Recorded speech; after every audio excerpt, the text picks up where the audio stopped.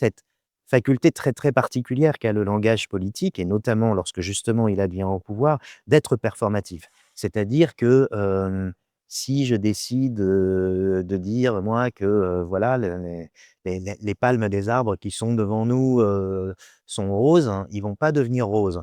En revanche, si c'est quelqu'un qui détient le pouvoir et qui énonce, cette réalité-là, il a tout à fait, la possibilité de faire que effectivement la, réalité soit transformée et que l'arbre soit repeint en rose.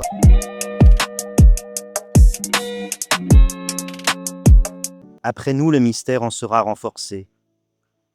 Nos mots seront les mêmes, leurs sons seuls auront changé. Nous marcherons encore sur les plaines calcinées, contemplerons la mer, écouterons aux portes, rassemblerons nos morts aux endroits consacrés. Nous nous protégerons du mal que nous aurons cherché à redéfinir, et puisque nous aurons finalement échoué à lui donner une signification nouvelle, nous espérerons encore la venue de ceux qui nous en délivreront.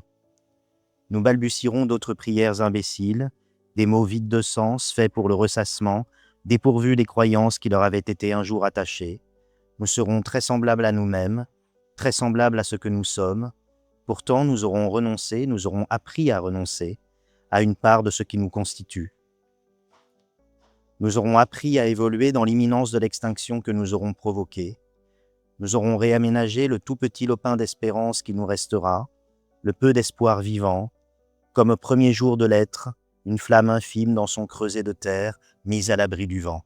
Aujourd'hui, nous recevons Mathieu Larnaudier, romancier, essayiste et éditeur. Dans plusieurs livres, il ausculte les formes du pouvoir contemporain, la finance, la politique, les élites, les discours officiels, les grands récits qui s'effondrent. Dans Trash Vortex, paru chez Aptud en 2024, il s'attaque au monde des ultra-riches, à l'écologie de façade, aux déchets plastiques et à une civilisation fascinée par sa propre fin. Mathieu, bonjour. Bonjour. Alors, votre roman part d'un motif très contemporain, les vortex des déchets plastiques dans les océans. Qu'est-ce que cette image permettrait de raconter de notre époque? C'est une image qui, quand je l'ai découverte, m'avait, frappé parce que immédiatement j'y ai vu un peu une métaphore de la façon, dont le monde, contemporain fonctionnait. C'est-à-dire quelque chose qui se passe essentiellement par des flux, par des grands, enchaînements, des grandes, continuités. On connaît évidemment les flux de marchandises, les flux de population, mais aussi les flux de capitaux et les flux d'idées. Et je trouvais qu'il y avait quelque chose d'assez saisissant dans cette, grande mécanique à l'échelle mondiale, en plus parce qu'elle est, à la fois dépendante de phénomènes naturels puisque bon, bah, les courants marins, c'est quelque chose qui de toute façon existe, depuis toujours, dans les océans. Mais il se trouve que ces grands courants marins, en acheminant tous les détritus qui dérivent à la surface des mers, ils sont maintenant aussi, quelque chose qui est de l'ordre, de l'artificiel, qui est de l'ordre du déchet, industriel, de tout ce qui est les produits des sociétés humaines et donc finalement dans ce phénomène, on trouve à la fois, le naturel et puis, ce qui est produit par la main de l'homme et cette concomitance, on sait qu'aujourd'hui, elle est quasiment indéménable dans le monde qui nous entoure et dans notre société. Donc je trouvais qu'il y avait, quelque chose comme ça, sur l'indétermination entre, ce qui est de l'ordre de la nature et ce qui est de l'ordre de la main de l'homme, que je trouvais extrêmement, frappant et pertinent pour décrire, l'état du monde, écologico-politique dans lequel nous nous trouvons. Dans Trash Vortex, on entre dans un univers rarement traité de cette manière par le roman France, celui des ultra-riches, de la finance, de l'industrie, des fondations et des grandes fortunes. Pourquoi ce milieu vous intéressait-il romanesquement? D'abord parce que je trouve que c'est un bon réservoir de fiction et puis parce que, je crois que, comme écrivain, mais peut-être aussi tout simplement, comme, citoyen, disons, je suis, souvent, assez, frappé par la façon dont, justement les récits qui, concernent les ultra riches, qui concernent les puissants de ce monde, nous abreuvent, comment on en est, à dire vrai, en permanence bombardé, comment je trouve que ces images-là font partie, du pouvoir qui pèse un petit peu sur nos vies et écrire dessus, c'est pas du tout par fascination pour, ce pouvoir ou pour les gens qui le détiennent. C'est peut-être même un petit peu l'inverse, c'est-à-dire, c'est une façon, je crois, de me réapproprier une forme de liberté, pour me détacher, en fait, à la fois des discours dominants et des effets de domination, que ces gens-là exercent pour nous. Donc quelque part, c'est vrai que en m'emparant, de ces histoires, en m'emparant de ces personnages sur un plan romanesque, ça me permet de jouer avec eux, d'y introduire, de l'ironie, d'y introduire de la distance, d'y introduire du sarcasme, du jeu aussi et cette dimension-là, je trouve, me rend, une forme de liberté par rapport au motif en question, par rapport à ces personnes qui nous entourent et j'espère que cette liberté, elle est aussi assez communicative pour le lecteur. Est-ce que les ultra riches, est-ce qu'ils sont devenus les personnages les plus révélateurs de notre époque? Les plus révélateurs, je ne sais pas, mais en tout cas, ils sont absolument, révélateurs dans la mesure où, quelque chose qui est quand même relativement nouveau, c'est que ce qu'on appelle un peu par commodité les ultra riches et qui était, à l'origine plutôt quelque chose d'assez discret, d'assez caché, heu, c'est devenu quelque chose d'extrêmement présent, sur une scène, disons médiatique et spectaculaire et les grands personnages, qui incarnent justement cette richesse totalement démesurée sont devenus aussi des vedettes. On pense évidemment à des gens comme Elon Musk, comme Donald Trump qui lui est à la fois un ultra riche et puis, un président. Enfin, toute une galerie comme ça de personnages qui quand même occupent l'actualité, occupent les surfaces médiatiques et que moi, il m'intéressait d'aborder de façon, un petit peu différente dans mon livre. Alors, je dois dire aussi qu'il s'est passé un phénomène qui pour moi est assez troublant puisque, j'ai écrit le livre ces dernières années, en m'intéressant beaucoup à cette, matrice idéologique qui est celle, du libertarianisme, qui était déjà très, très important aux États-Unis, mais de façon relativement, ténue, relativement discrète et qui pénétrait déjà, à titre idéologique, en Europe et dans le reste du monde. Mais ça restait à ce moment-là encore extrêmement, scellé presque, j'ai envie de dire. C'était des courants sous-jacents, presque souterrains, qu'on voyait assez peu apparaître au grand jour et ce qui s'est passé depuis la parution du livre, c'est-à-dire il y a pas très, très longtemps en fait, hein, il y a, 1 an et demi, un peu plus d'1 an et demi,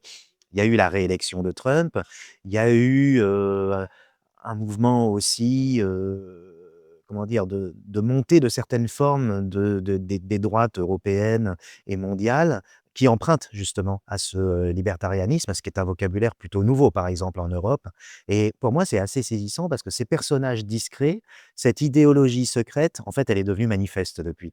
Donc, je vous assure que j'ai aucune, prescience et aucun don, divinatoire. Je suis absolument pas visionnaire, mais par contre, je crois que la réalité précise que décrivait le livre, au moment où je l'ai décrite, elle était peut-être, assez, assez discrète. Maintenant, elle est devenue effectivement beaucoup plus évidente et j'ai presque envie de dire que, voilà, elle est sortie du souterrain. Votre roman montre une mission apparemment vertueuse, nettoyer les océans, qui devient aussi un projet de pouvoir, de liquidation et de mise en récit. Est-ce que notre époque a transformé la vertu en stratégie de communication? Alors oui, notre époque a sans doute transformé, pardon, la vertu, en stratégie de communication. On le voit, un petit peu, en fait, presque toutes les vertus sont instrumentalisées à leur tour. Moi, ce qui m'intéressait particulièrement avec ce personnage, d'Eugénie Vallier, qui est donc l'héritière d'un grand groupe industriel, et qui, elle, est prise par, toute la fascination que peut avoir notre époque pour les images apocalyptiques, pour, l'extinction des espèces, pour l'idée que peut-être justement l'espèce humaine elle-même est menacée et va s'éteindre bientôt. Elle vit cette apocalypse qui vient, dans son quotidien et dans sa chair. Elle est obsédée, obnubilée par cette idée-là et en fait, si on pousse cette idée dans ses dernières extrémités, on se dit: «Ben, puisque l'humanité va finir, ça sert à rien de lui léguer quoi que ce soit». Il n'y a pas d'héritage à transmettre si, de toute façon, il n'y aura personne à qui, transmettre l'héritage en question. Donc elle décide de tout dilapider.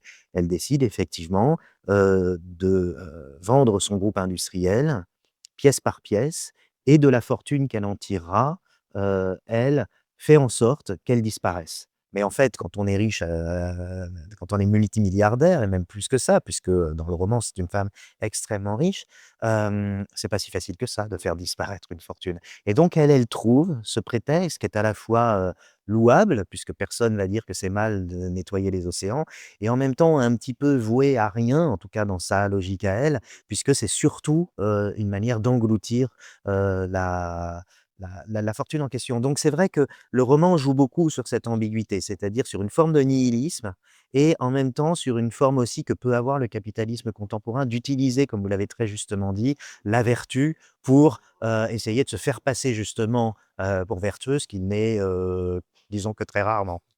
Dans vos romans, le pouvoir passe beaucoup par le langage, discours politique, éléments de langage, communication, storytelling, jargon économique ou écologique. Est-ce que le pouvoir contemporain est d'abord une machine à produire des phrases? Il y a un terme qui se dit en anglais, le buzzwords. Absolument, absolument, c'est très justement dit. Le pouvoir est avant tout une machine à produire des phrases. C'est peut-être pas, si on y réfléchit, un phénomène purement contemporain. Je pense que de tout temps, ce qui a d'abord assuré le pouvoir, outre la force, c'est aussi cet autre type de force d'ailleurs qui est celle du langage et aussi cette faculté très, très particulière qu'a le langage politique et notamment lorsque justement il advient au pouvoir, d'être performatif. C'est-à-dire que, si je décide, de dire moi que, voilà les palmes des arbres qui sont devant nous, sont roses, hein, ils vont pas devenir roses. En revanche, si c'est quelqu'un qui détient le pouvoir et qui énonce, cette réalité-là, il a tout à fait, la possibilité de faire que effectivement la, réalité soit transformée et que l'arbre soit repeint en rose. Donc ça, c'est j'allais presque dire que c'est, de toute façon un le langage est, de façon complètement inhérente, quelque chose qui est déjà, de l'ordre, de, l'effet de pouvoir. Alors évidemment, quand on écrit justement, on essaye d'enlever le pouvoir, de ce langage ou plutôt, d'affecter le langage à une autre forme de pouvoir qui est celle de la fiction, qui est celle du romanesque, qui est celle de la pensée, qui est celle de l'imagination, qui sont aussi évidemment des choses extrêmement importantes dans nos cultures, qui sont, également des formes, comment dire? De réflexion et d'initiation, morale et politique. Enfin voilà, c'est ce qu'on essaye de faire, quand on écrit. Donc on essaye un peu de décorréler le langage d'un certain pouvoir pour, essayer de lui donner un autre type, de pouvoir. Et c'est vrai que moi je joue beaucoup, sur ces questions-là et là encore je reviens à ce que je disais tout à l'heure, c'est probablement parce que je me sens souvent, assez terrifié par le pouvoir de la langue des puissants. Et je pense que, il est un petit peu aussi de notre, devoir, j'en sais rien, mais de nos possibilités de romancier, heu, d'enlever aux puissants le privilège du langage. Avec Les Effondrés, vous écriviez autour de la crise financière de 2008. Maintenant, avec Crash Vortex, vous semblez écrire une autre forme d'effondrement, écologique, symbolique, même civilisationnel. Est-ce que vos romans forment une sorte de chronique de catastrophe contemporaine? Un peu, c'est vrai, un peu. Pour moi d'ailleurs, ce sont 2 livres, les 2 que vous venez de citer qui se répondent un peu. Au fond, ce sont, effectivement 2 crises à chaque fois considérés à travers des personnages qui en sont plutôt, à l'origine, à la fois, les vainqueurs et les responsables, puisque, dans le cas des effondrés, où il est aussi question, d'ultra riches, mais également de traders, en fait, de gens qui sont, les responsables de l'économie financiarisée qui a connu cette, grande crise et puis, dans le cas, de Trash Vortex, ce sont, ces puissants du monde qui sont quand même les premiers à le polluer et à, précipiter, possiblement, ce monde, vers une catastrophe écologique majeure. Donc voilà, ce sont quand même des personnages qui ont un rapport, très ambigu avec ces choses-là et finalement, heu la question que je me pose, c'est est-ce que ce sont vraiment 2 crises différentes?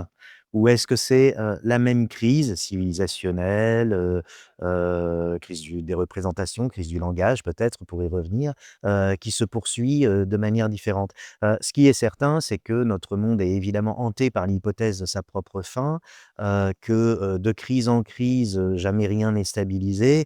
Il y a même, comme vous le savez, des gens qui pensent que l'état de crise est constitutif, même de notre monde, capitaliste et c'est vrai que moi, ça m'intéresse assez, de tenir la chronique de ce monde-là et là encore, c'est pas par fascination, mais c'est peut-être aussi parce que je pense que à titre, voilà, modeste, et tranquillement, j'allais dire, le roman peut avoir quand même une sorte de valeur critique. Ça peut être une ressource pour penser, y compris dans ce que ça peut avoir d'un petit peu, râpeux, d'un petit peu subversif parfois, ce monde-là. Donc c'est vrai que oui, je crois que vous avez raison. Je tiens des chroniques de crise, peut-être pas que ça, mais disons que je ne voue pas nécessairement l'écriture à ça, mais il se trouve que dans certains de mes livres, c'est le cas. Dans plusieurs de vos livres, vous vous intéressez aux élites politiques et économiques, à leur code, à leur mythologie, à leur aveuglement. Qu'est-ce qui vous fascine dans cette comédie du pouvoir? Mais je crois précisément que ce qui me fascine, c'est que c'est une comédie. Heu, Encore une fois, je suis pas sûr que le mot fascination soit exact. Je crois que, comme je le disais tout à l'heure, il y a la volonté de recouvrer une forme de distance et de liberté par rapport à ça, mais aussi de s'amuser avec.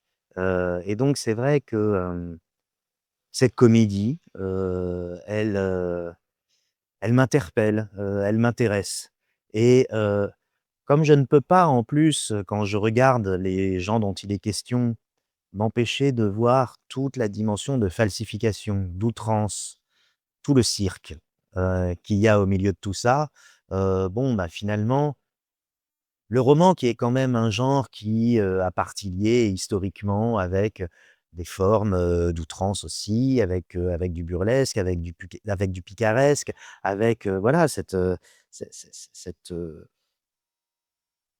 révélation du grotesque, par l'extrapolation que le roman permet, eh bien, je pense qu'il est effectivement un bon instrument pour parler de tout ça. Est-ce que vous croyez que les gens qui font partie de ce secte croient encore à ce qu'ils racontent ou est-ce qu'ils savent très bien le rôle qu'ils jouent? C'est une bonne question. Certaines personnes sont sans doute, dupes d'elles-mêmes, mais sans doute pas toutes. Moi, je pense que ceux qui sont les plus malins, les plus intelligents, ils savent très bien pourquoi ils disent ce qu'ils disent, y compris quand ils savent pertinemment que ce qu'ils disent est faux, qu'ils sont justement dans une manipulation du langage et que, au fond, cette manipulation n'a que, une, signification, un sens, qui est de servir leurs intérêts et que, voilà, ils savent très bien que ce qui sort de leur bouche, ce qu'ils énoncent comme des vérités sont en réalité, des formes de falsification, sont des contre-vérités, ou des post-vérités comme on dit aujourd'hui et que au fond, de toute façon, ça n'a pas d'importance puisque l'usage qu'ils font du langage n'est pas là pour décrire, le monde, n'est pas là pour se raccorder à une vérité ou à une, réalité vérifiable, mais simplement pour, leur permettre justement d'exercer le pouvoir et d'en bénéficier. Donc, voilà, c'est tout cet usage du langage qui est pour nous en plus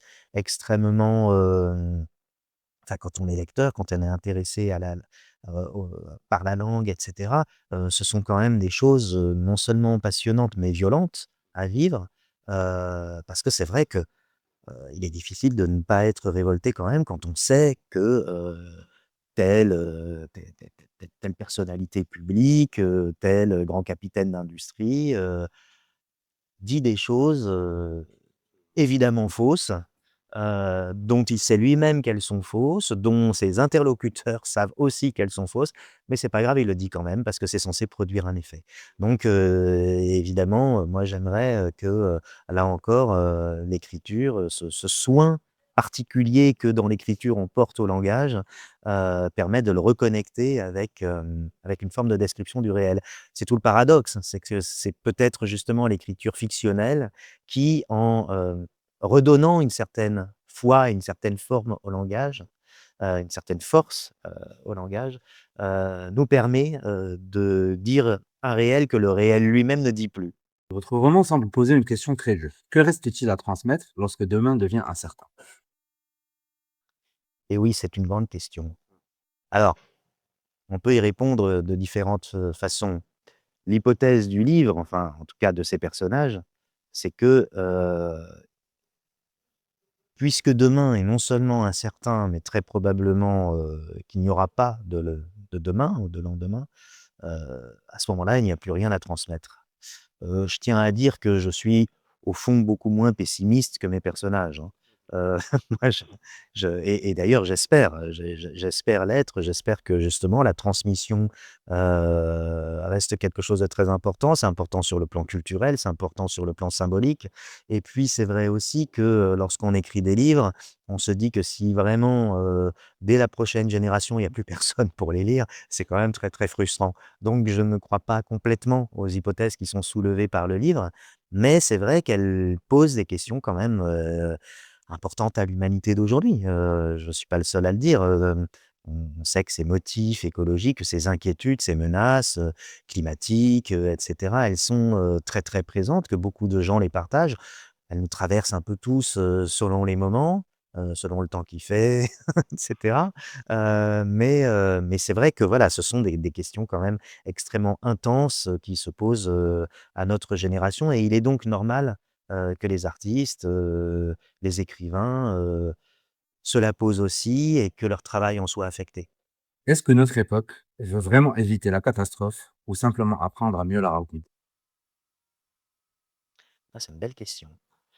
Heu, on est en droit de se poser la question, c'est vrai, puisque, il semblerait en tout cas qu'à un certain niveau, les politiques publiques ne se précipitent pas pour essayer d'endiguer la catastrophe, et qu'elles sont plus promptes à produire un discours sur la catastrophe, donc à la raconter d'une certaine façon, qu'à, tenter de la juguler. Mais, peut-être que justement, arriver à produire un discours un peu différent, un discours alternatif, à le rendre sensible aussi d'une manière différente. Ça permettra, non plus seulement de raconter la catastrophe, mais aussi en la racontant, de faire en sorte qu'elle n'advienne pas ou en tout cas le moins possible. Donc c'est vrai que, c'est ce récit de la catastrophe qui est quand même omniprésent, dans le monde, contemporain, visiblement, il ne sert pas ou il ne suffit pas, en tout cas, à l'empêcher d'advenir. Mais, à notre, petit niveau, on peut peut-être quand même œuvrer pour. Parfait. Merci beaucoup. Merci à vous.